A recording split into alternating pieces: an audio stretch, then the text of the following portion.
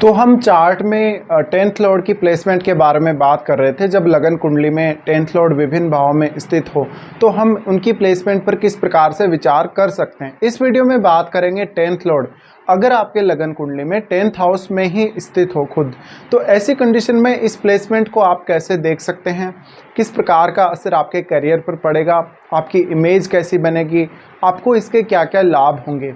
देखिए 10th Lord अगर 10th house में ही है तो इसका मतलब है आपके करियर पर अब 10th हाउस और उसके लॉर्ड का सबसे गहरा इम्पैक्ट पड़ेगा। हाँ, आप ये ज़रूर चेक कर लें कि 10th हाउस में कोई अन्य ग्रह 10th लॉर्ड के साथ स्थित है या नहीं है।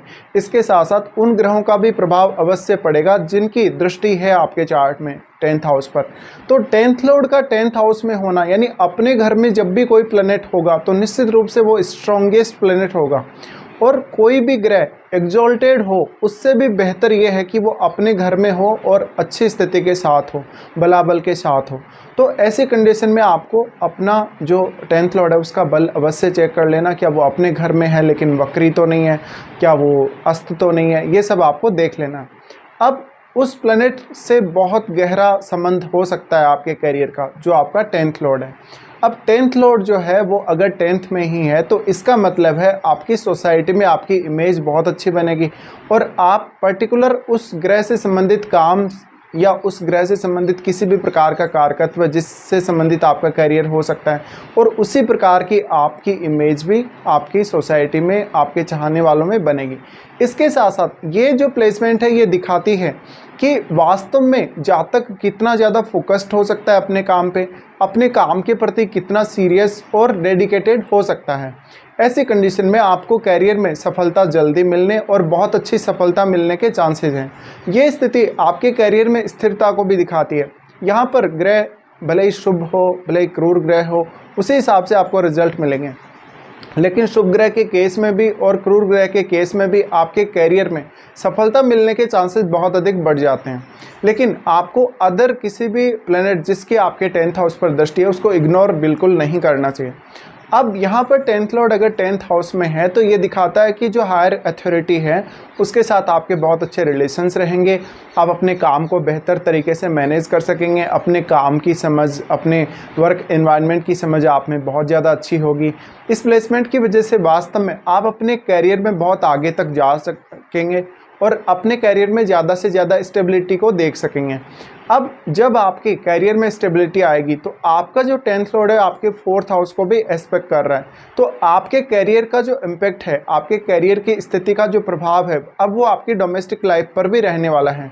ऐसी कंडीशन में आपका घर परिवार, आपका माता पिता के साथ रिलेशन, ये सब भी प्रभावित होगा। इसी प्रकार से ऐसी भी स्थिति देखने को मिल सकती है कि आपके फादर का जो प्रोफेशन है और आपका जो प्रोफेशन है उसमें कुछ सिमिलरिटीज हो सकती हैं।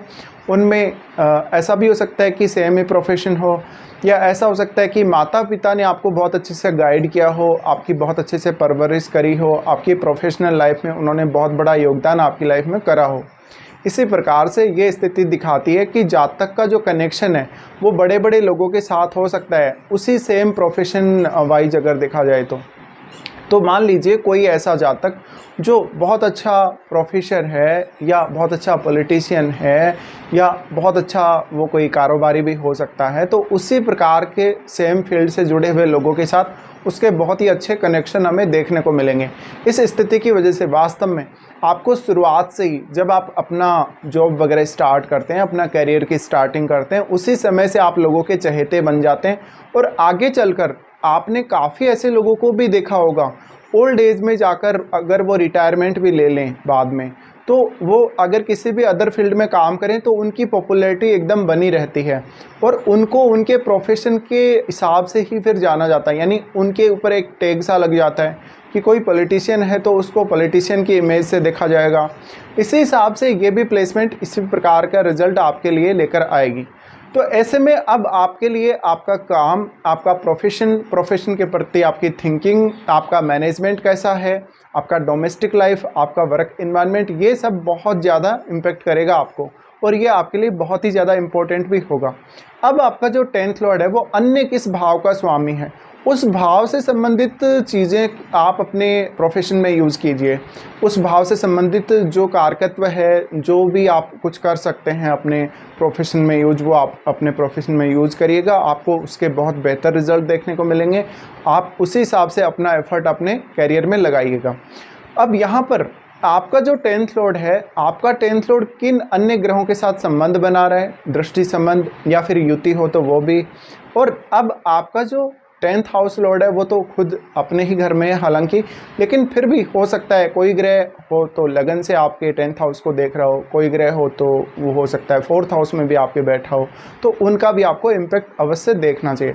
अब यहाँ पर 10th लॉर्ड कौन है, कौन सा ग्रह है, उसके हिसाब से आपके करियर पर बहुत गहरा इम्पैक्ट पड़ने वाला है। तो इस प्रकार से आप अपने 10th लॉर्ड की प्लेसमेंट जब 10th हाउस में ही हो तो इसको जज कर सकते हैं।